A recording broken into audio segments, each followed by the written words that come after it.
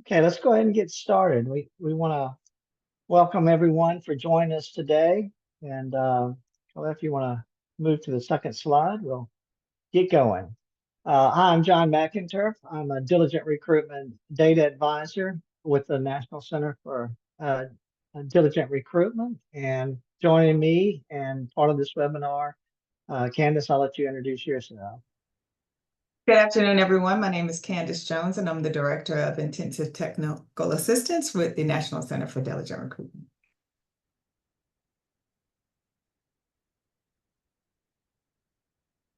Okay, so guys, the goals of the National Center for Diligent Recruitment are to increase the capacity of states, tribes, and territories to effectively collect and analyze quantitative and qualitative data to guide targeted recruitment, to provide on-site tailored technical assistance to support the work of states, tribes, and territories in constructing their robust, diligent recruitment plans that have significant and strategic outcomes, to develop effective models of diligent recruitment based on evidence-formed and evidence-based research, and finally, to further the evidence base of family finding, relative outreach, reunion support, and intensive recruitment and retention services within the communities of origin of the children and youth in the foster care system.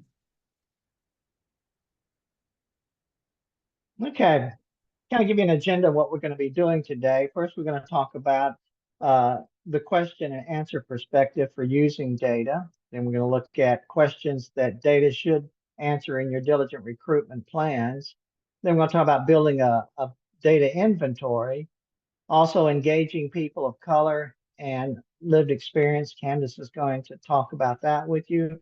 And then the bulk of the training is going to be about formulating good data questions. Now, we anticipate having some time at the end of the webinar for questions from you participants. So if you have a question during the presentation, please enter those in the question and answer box or in the chat, and we'll have someone monitoring those questions. And hopefully we have time to get to as many of those questions as possible toward the end of the webinar. So let's get started. Okay. The idea of a question to answer perspective comes from the fact that I'm a social worker and many of you are social workers within the child welfare system. So being able to ask the right questions is sort of part of our skill set. And it's really no different when we start to look at asking questions of data. So when doing family assessments or problem solving with families, we use good questions to better understand family strengths and needs. And the same is true with asking data questions, but just as we have to develop skills for those other types of questions to get at family needs or individual needs, we have to develop skills for asking data questions the right way.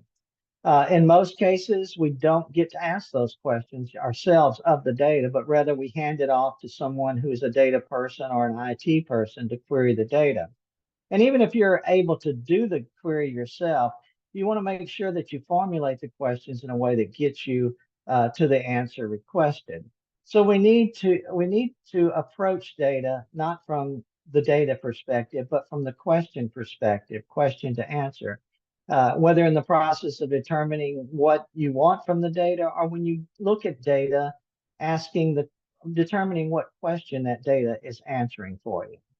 So what do we need the data to answer when we talk about diligent recruitment plans? There's really 4 areas when you talk about your diligent recruitment plan of questions that need to be answered by the data. The first questions have to do with placement needs for diligent recruitment, including the MEPA requirements to reflect the racial and ethnic makeup of the children in out-of-home care. Questions about your current placements and need for placement resources by age, race, and other factors related to your placement population. Questions about your current pool of active foster family resources and how they are being utilized. Questions about the effectiveness of your recruitment efforts, of course, and support efforts, and of course, retention of those families. The second area of questions would be about that demonstrate or explain how the goals and actions you put in your plan will change the data or reflect the better outcomes for your children in foster and out-of-home care. Questions that will help you demonstrate how your goals and actions will actually change uh, for the better for children in care, and questions that will help you demonstrate the goals have been achieved. The third section really has to do with implementation, and these questions are how about how your implementation is happening in the way it was prescribed. Questions that will help you monitor activities in your implementation and implementation process, and questions that will help you analyze implementation and allow you for changes when needed in the implementation. And then lastly, questions on the effectiveness of your diligent recruitment efforts, questions on how effective your plan was in changing the outcomes, questions on how effective each of your actions were in achieving your goals, and questions that help you assess the overall effectiveness of your plan. And finally, questions that might help you in making improvements to your next diligent recruitment plan. Okay. So let's talk about building an inventory of good data questions for diligent recruitment. There's a lot of questions we could ask, so we want to do it in a productive way. You begin your data work with building that data inventory of key questions related to diligent recruitment. You start by establishing a team to brainstorm the various questions and then drill down to the key questions you need answered. Development of that team is very important, and Candace's going to talk about that in the next section. You start with the questions, not with the data or the reports you have. And let the questions guide you to the right data, which may already exist in a dashboard or report. But if you start with just looking at the data and not looking at the questions, you might overlook some good data that will benefit you in your planning. If that data does not exist to answer your questions, which in diligent recruitment, we've discovered there's not a lot of data in some jurisdictions to answer your questions, but you can use those questions to determine your data needs and plan for how you can meet those needs. And this, of course, is going to help you when they talk about developing a new system or enhancing your data system. If the question is that important, you can find a way to get or collect that data in another way. It'll also help you look at other forms of data, such as surveys or focus groups, or using spreadsheets to collect data, maybe even on a short-term basis.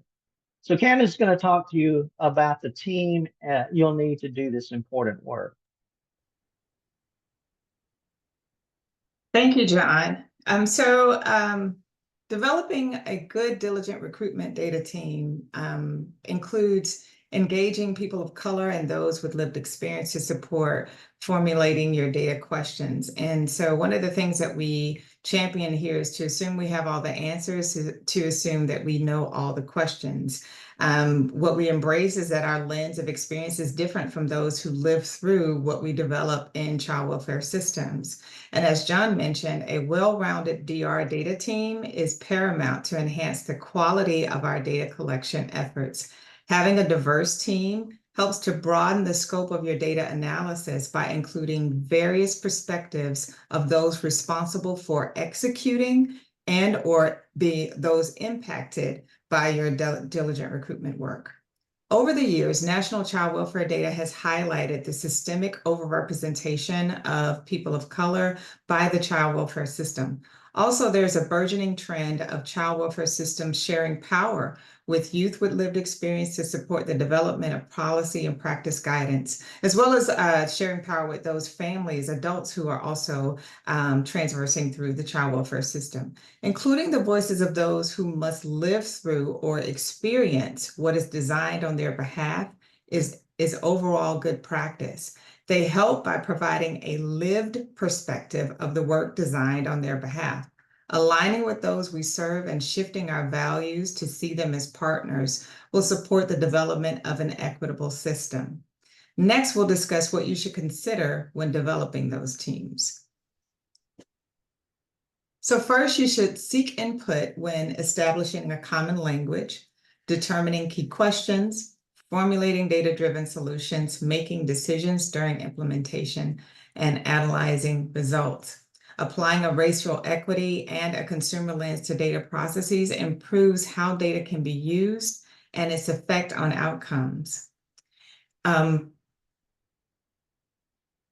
Before systems address race equity, it's recommended that they establish a common language to their data presentation. In what areas of data collection and analysis do we need input from people of color and those with lived experience? We need their support with helping determining all of these areas, and in order for us to have that race equity lens in our work. Oxford defines lived experience as personal knowledge about a world gained through direct, firsthand involvement in everyday events rather than through representation constructed by other people. It may also refer to knowledge of people gained from direct face-to-face interaction rather than through a technological medium. Engaging people of color and those with lived experience enhances your capacity to accurately interpret the data and identify potential root causes. They are likely to identify areas within the system that cannot be computed but experienced. Their perspective is invaluable as they define the helpfulness of interventions and methods created with the intention to serve them. They answer the question, is your help helpful? Helpfulness is tested by those who receive it. Their input helps to ensure your interventions are not addressing symptoms of the problem instead of the problem itself. When considering who to include in your team, it's important to select persons with more recent as well as those with historical experience. Other considerations when developing your team is how they participate, how you prepare them for participation, and compensation for their time. And now I'll turn it back over to John to continue the discussion related to the development of questions. Okay. Well, the heart of this webinar is talking about how we formulate good data questions. So asking questions of the data is a skill set that we want to kind of teach today. So often what happens is we ask for, what we ask for is not what we receive from the data folks or from the IT folks. And often we are unable to understand a report because we really don't understand the question that was asked of the data and how we can use it. So starting with our basic key questions, we can formulate them into more specific questions that translate into good data questions. So we can communicate them to everyone in terms of what we really want to know. So let's start with two questions that could have come from our team that we just talked about and build on them to look at how we create good data questions. So how quickly, in example one, are our newly licensed families being utilized? This question might have come from a discussion of our licensing, excuse me, licensing families, and whether they're meeting the needs of our children. If they're not being utilized in a timely manner, maybe where they're not the families we should be looking for. It also should come from maybe discussion with our folks with lived experience, saying that, you know, we're getting feedback that placements aren't coming, though we know there is a need. And, you know, where do we want to look at that in terms of our workers not getting the information in a timely way? Or is it just that they're not utilizing them? Or again, these are the kind of questions that could have caused this particular key question to come about. In our second example, just how many of our youth are entering care and going straight to congregate care? This is a question that might help us pinpoint how many resources we need for our teams. It might have come from a discussion of, okay, let's just look and see, you know, how many of our teams are going into non-family settings. In fact, a jurisdiction I worked with once used this type of analysis to put data to targets. What they did was they looked at the different areas of their jurisdiction, and they looked in the past year, and they were, because they lacked the number of foster homes, they realized that many families, children of the same families, were going straight into shelter care. And so a way to put targets, even in specific areas, they took those numbers and made those targets for the coming year, the families they needed to come. So let's look at how we can take these example questions and formulate them into good data questions. So part one, there are three basic parts to a good data question. Part one is you got to define the population. Who are we measuring? Who are we talking about? This is the of part of the question, such as of the or of all and of those. In example one, we could say of all families licensed in the past year. If we want to go back and pick up data on how many placements were taking place there quickly, we would go back. Now, again, this is arbitrary. This would be up to your team to decide. Do you want to go back 5 years and do a trend analysis? But for our example, we're going to say of all families licensed in the past year. In our second example, of all youth receiving their first placement in the past year, is the way we're going to define that population. Now, we could have also defined the population as youth entering custody in the past year. In this case, we're defining it as their first placement in the past year. But keep in mind, because when we go a little bit deeper later in the presentation, we'll look at that population again. Okay. Part two of the good data question addresses what you want to know about that population. This is statements like how many, what percent, what trends might be happening. So in our first example, how many and what percent received a placement within the first 2 months of licensure? Again, we might want to, depending on what we've heard from our group, we might want to stretch it out to 3 months, even 6 months, to get a better idea of their what they want to know. In our second example, we might say how many and what percent had a first placement in a non-family setting. In other words, anything that was not a family could be considered congregate care. So again, we've further defined our question. And it's always good data practice to look at both the numbers and percentages. This is especially true if the numbers are low in one category and the percentages don't look that well after that. The third part three, how you want the data reported for analysis. This is the by part of the question. So the by part of the question would be like such as things like by district or region, by race, by type of placement. In our examples here, we would say, for example, in one, by district and region and by race. In our second example of youth coming into care, we would do it possibly by region or, and when I say district or region, whatever your divisions are, you would use. And then we want it by placement type in case, we want to analyze if it's non-home placement, where are they going? Are they going to shelter care? Are they going to treatment facilities? Whichever. And then we want that by race also. So using race in our presentation of the data puts that racial lens on the data and it becomes part of our analysis. So here's our completed data questions for our data inventory.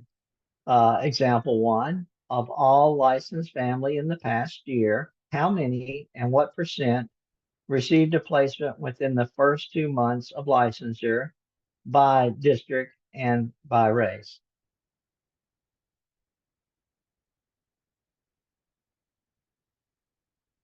Sorry, let me pause. I got a message that our chat is not working as expected. So sorry about that.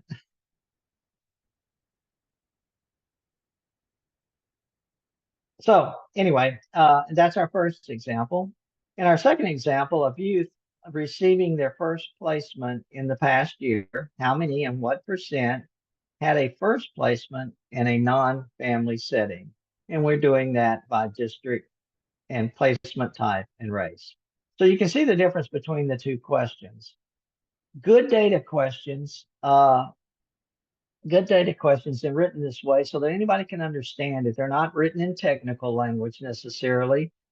And really this part of this question should go along with the report or with the graph or whatever so that people can see it. Now, at this point, you may think about forming a smaller team of those with knowledge of the data source. You don't want to exclude those with lived experience or persons of color at this point, but this is an opportunity for probably a smaller group to work to help further define the question so that you can kind of be pulled accurately from the data system. If we were to give this to a data person, they still wouldn't have the detail they need in order to pull the data in the way that you want. So this team will also be helpful in determining that if the data is not in the data system, possibly some other ways to collect the answers to those questions. In the next part of this process, it requires that higher level of specificity and people with knowledge of the system and how the data is captured accurately in the data system and how it's entered. So let's get to leveling up and getting to the data. And this is going to be kind of where it gets in the weeds, but it's very important because this is what makes a good actual report and answers your question. So in our first example, you remember we defined the population of all the families licensed in the past year. So we have to consider that families with a licensing date within the year 2023. That's pretty simple. We go look at the licensing date, and if they were licensed in that time period, that's what we're going to pull. But then here's where we have to think and know the data. We have to decide on the family type. Do we want to pull both relative and foster families? And we might not have thought of that when we were doing the original question. But if we decide to do both, do we need to go back and in our by situation, separate those out, or do we want to keep them together? These are the kind of questions, again, you would go back to the group and ask them and make sure it fits with what their overall question was. So going back to the original question of our newly licensed families being utilized, we might consider not grouping them by family type. And let's kind of wait to the next part of this analysis to kind of see why we would do it, not do that, and where we would take advantage of that. In our second example of youth receiving their first placement in the past year, youth ages 13 and above at the time of placement. You remember in our broad statement, we just said youth, our teens. Here we're defining youth. And again, we want our team to be a part of that. Are we talking about maybe 14-year-olds and above? And again, we have to define these things so that when they go look at the data, we're getting the right answer. Custody date within 2023. Now note that I use custody date instead of placement date here. And you'll remember the question is about those who received their first placement into a congregate care, basically. So why would I use the placement date? Why wouldn't I use the placement date and not the custody date? And again, that's something that you work out. I could have used either. But when we look at that, the next part of that question, you'll see why we might have used custody date instead. Stay with me, folks. This is fun, for me at least. So let's look at what we want to do with that data. We've defined the population. Let's get more specific about what we want. First, we want to count and calculate the percentage of those within a placement date within the first 2 months following their licensure date. Now you see that's pretty simple. But what I want to avoid is picking up families who actually were licensed had a placement prior to licensure, because it really doesn't answer our overall question. So we don't need to include those placements that were prior to licensure date to answer this particular question. Now that might be another question we pose. But if we really allow the person coding this to just say, okay, the date that was prior to 3 months out from licensing date, they would actually pick up these families because they had placements before licensure. So this is something, again, as we get into the weeds of how we want to pull the data, we make sure that we don't get a report that includes those folks that were licensed, that had a placement before their licensing date, and therefore throws off our analysis of how quickly we are placing kids after licensure. Okay, so let's take our second example. So how many and what percentage were placed in non-family settings? We want to count and calculate the percentage of those with a first placement other than foster family or relative care. So do we include or exclude those with a custody date within that year and no placement date? As you're going to know your system and how people enter data. And many times what happens is uh, they might have been put into custody and that date entered, but there was no placement date or placement entered at the time that you're doing this report. So you kind of have to know how people enter data. So if I use the placement date, I'm excluding those youth that were actually in custody, that came into custody for the first time in the past year, and who, but somehow they don't have a placement date or a placement type. So what we might do here is just create a category in the report as unknown and put them there so that we can at least be counted. You can do it either way. And again, these are just kind of the things I want to show you, that as we get into this level of specificity, that we really want to consider so that we get what we want. If you do the placement date, you get the question answered in that way. And you just realize that no, if they don't have a placement date, they're not in this data set. So you would have missed youth who had no placements entered if you do it the other way. Okay. So then we get into how we're going to organize the data. This is where you're really going to use your data folks to help you with this. You want to organize, in our first example, you want to organize by district and race. That's only two categories, one at the top, one on the side. And so that's pretty easy. But you want to determine the best way to organize race. That's not an easy. As you know, in your data system, particularly AFCARs, we capture more than one race. And in a family, there might be multiple races. So you have to spend the time to determine how to organize that data and explain it to the person who's doing it so that you capture race in a way that's useful. You can some use, multiple, you create a category of multiple races, and a family with multiple races is counted in that category, or you can do it individually per individual in that family. When you do that, of course, you're duplicating families, or you duplicating placements. So this is always a factor in determining how you want to do it. But I would say, if anything, be consistent in how you capture this across your reports, unless the report is very specific to not capturing that way. So once you determine how you want to present race, like I say, be consistent in that.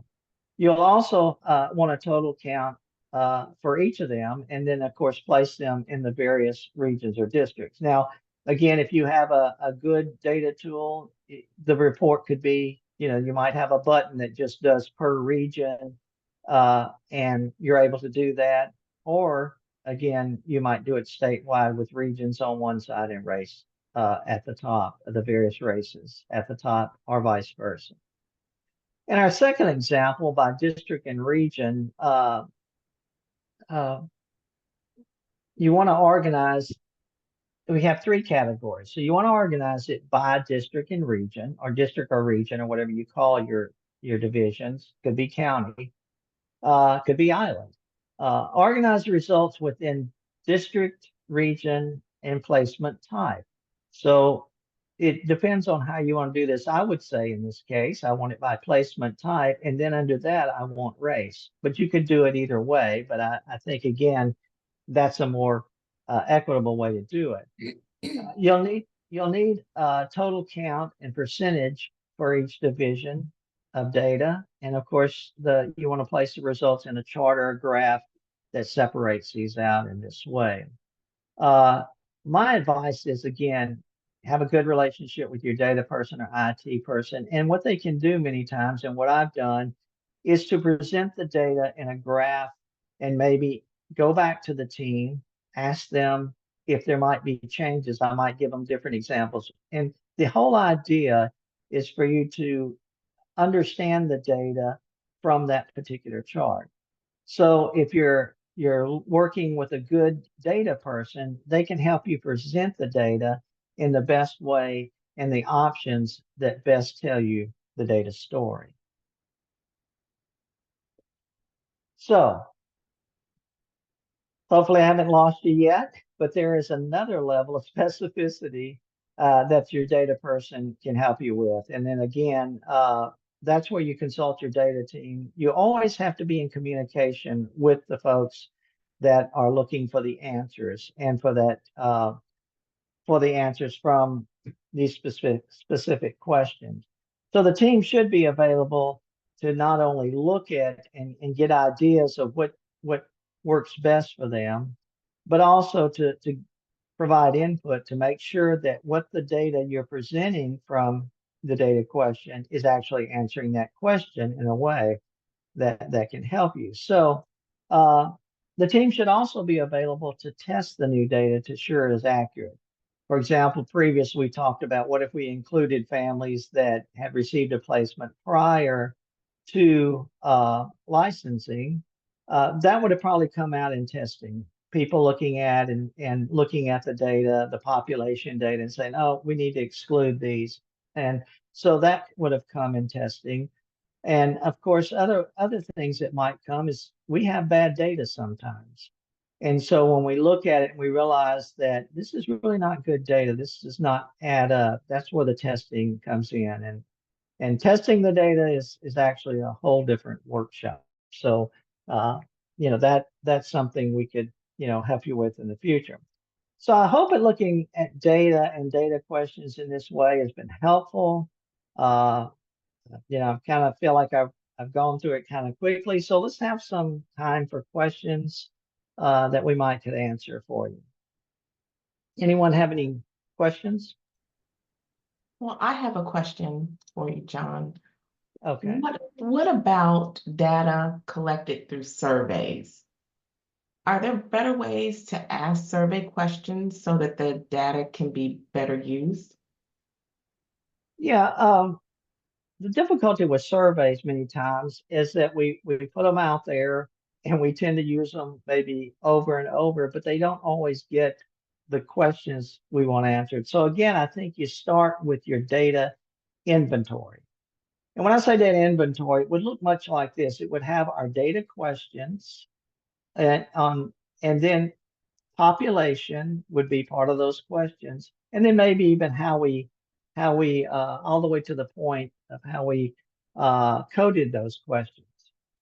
And what we want from a survey is to make sure that we start with those questions first, so that when the survey goes out, we've written those survey questions in a way that gets the answers we need.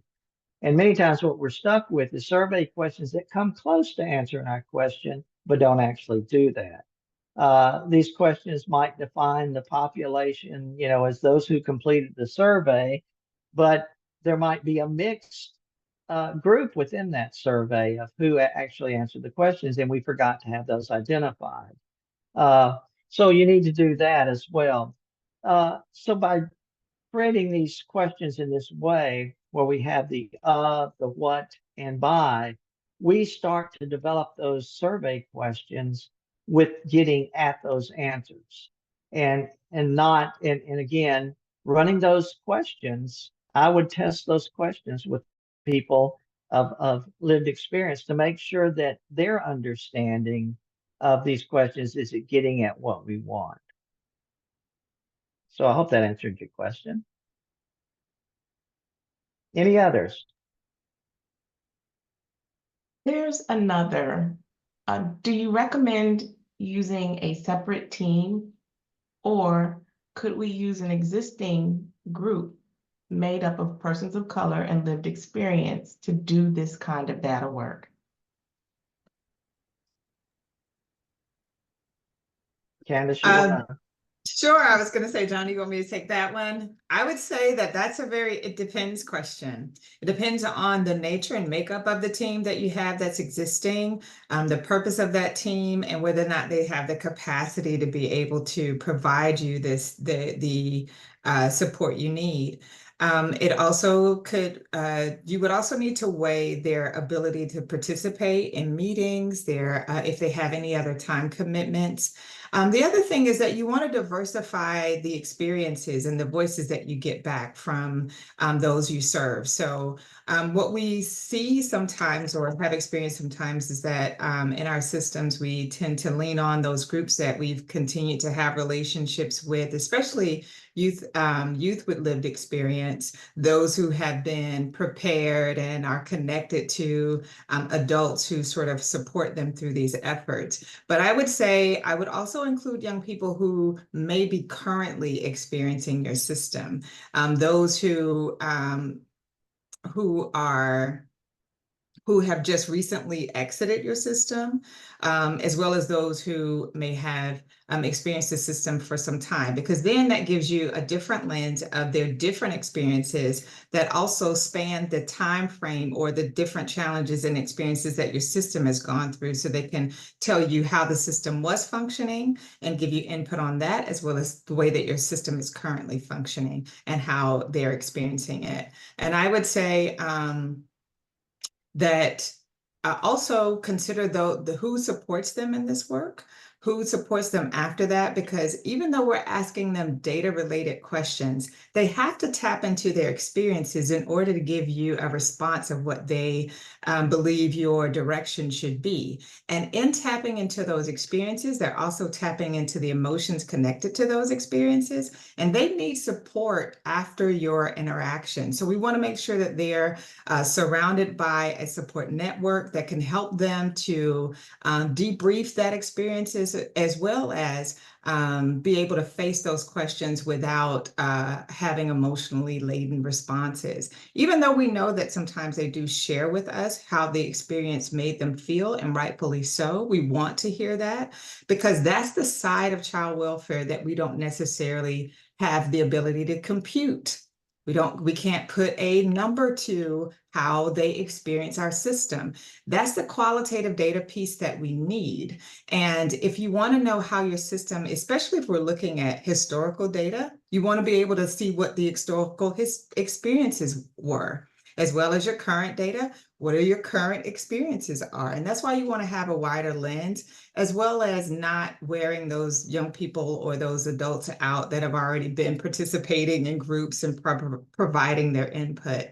And again, you want to diversify the group that you're engaging with, so that more than one group of people have an opportunity to share, and widen your lens around what your system really looks like from the experience of those who have to be impacted by it. I hope that answers your question, Kim.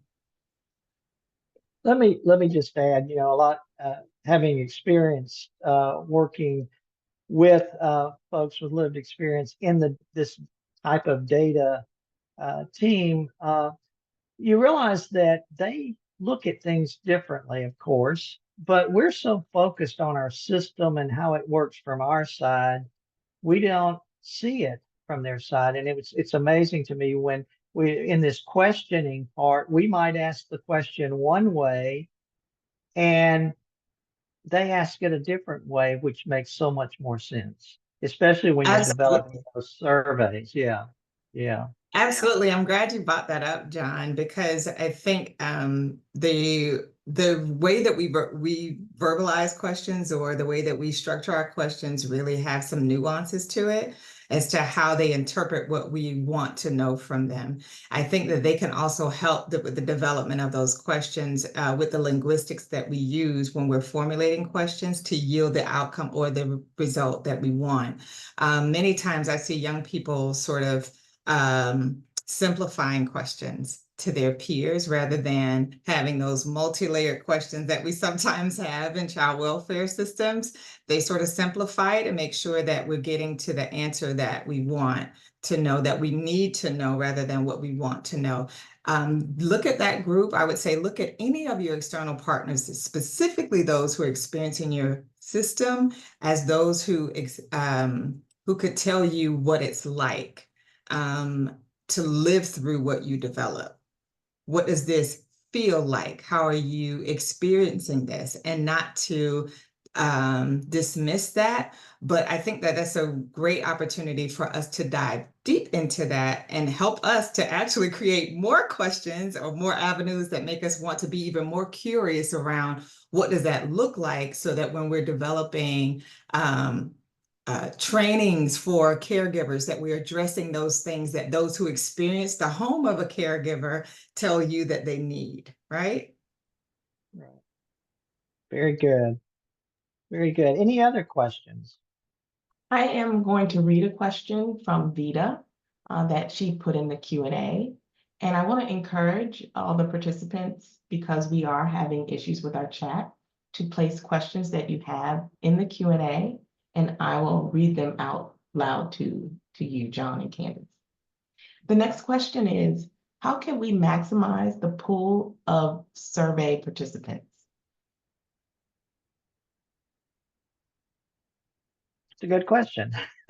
Good, very good. Relationships. Yes, yes, yes. You have to have relationships.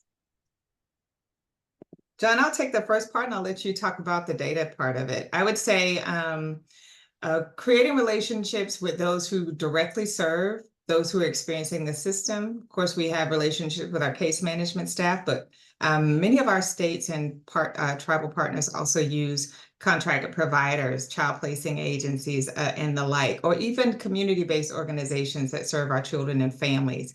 I would say also creating partnerships with them so that they can, who may have direct access to those who have experienced the system. I think the harder part is getting those who are no longer connected to the system to provide us that lens. When we talk about caregivers, again, that's a part and when you're talking about trying to get questions or survey responses from caregivers, again, it goes back to developing relationships with them, maintaining open communication so that you can widen the breadth of the pool that you have when you're sending out a survey to glean responses. But John, I'm sure you probably have some more technical recommendations as well. Well, some technical, some is on the same lines. Give them feedback. You know, you've done surveys possibly before, and you think, where's this information going? I had a good recommendation, or I had whatever, and I don't know if anybody ever heard it. So good feedback is important. And so like if I'm doing a focus group, I want to make sure that the report that comes from that focus group goes back to the participants, and it lets them know that we did listen, and that we valued what they said. And I think with surveys as well, even though we might just send back aggregate data, many times in our partnerships or whatever, they want to know how that data came about. And so even if we can't, send them the results from everyone, we can aggregate that data and let them know how we've used it. And in actually doing the survey, we can, in that survey, let them know why we're taking the survey, how we're going to use that information, and that that we appreciate them doing this because it's a real value. And again, over time, I think with having these committees and teams work with us, they get the word out that we're really going to use this data to make improvements. And so that you'll see your increase in the use of these surveys, as long as you're, again, showing that you used it or showing them the results so they can see it. And then, if you have any opportunity to show how you've used that data to improve something, that's also valuable. Another question. And it looks like we have one final question. We have no way to collect data on our recruitment activities and on our certification and training.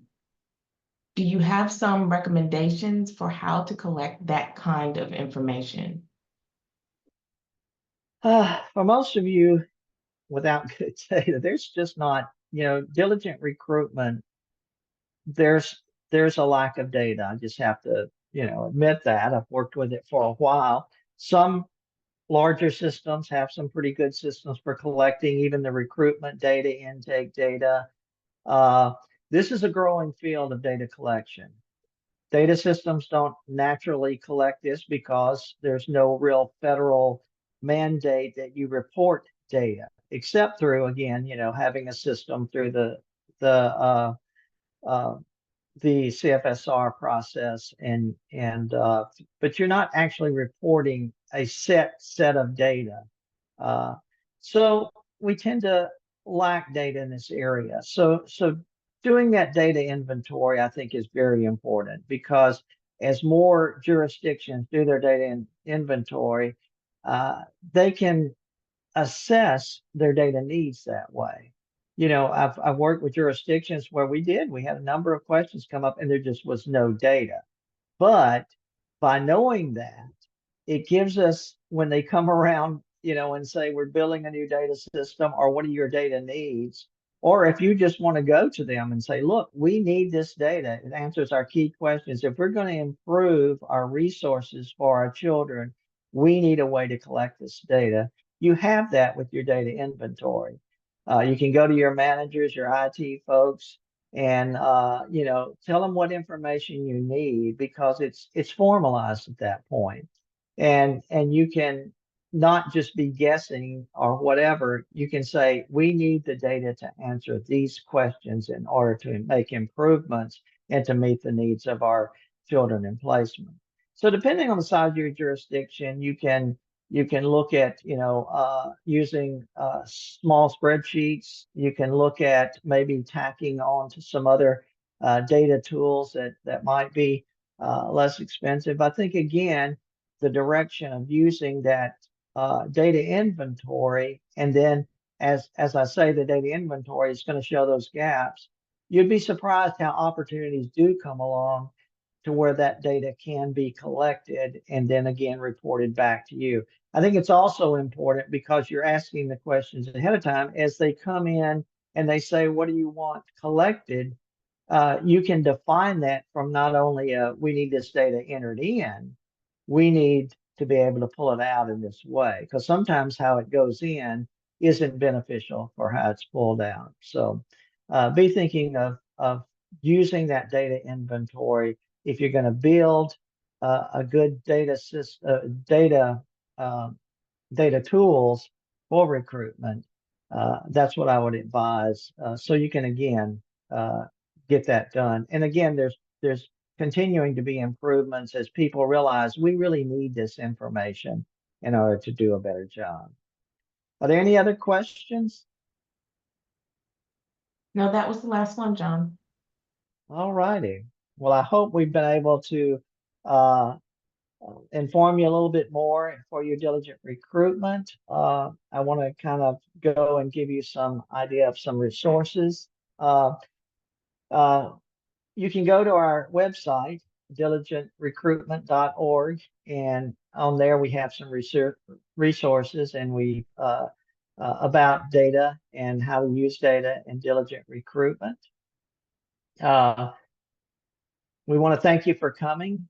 You'll receive an email in the next few days with a certificate of attendance and links to the recording of this webinar, and the direct link to our website, and where you can find these resources highlighted. We'll continue to put resources on our website as they're developed. So continue. You'll also receive a separate email from our evaluation team out of University of Texas at Austin. And hey, here's a survey to gather your feedback about this event. And we do look at those surveys so that we can make improvements. And so if you just take a minute to fill out that survey, those responses will be anonymous, and we really appreciate hearing from you so we can really improve the coming events. So if there's nothing else, we're running a little early, but I can give you some time for the rest of your day. So thanks, and have a good rest of your afternoon, and appreciate you coming. Thank you all for joining us.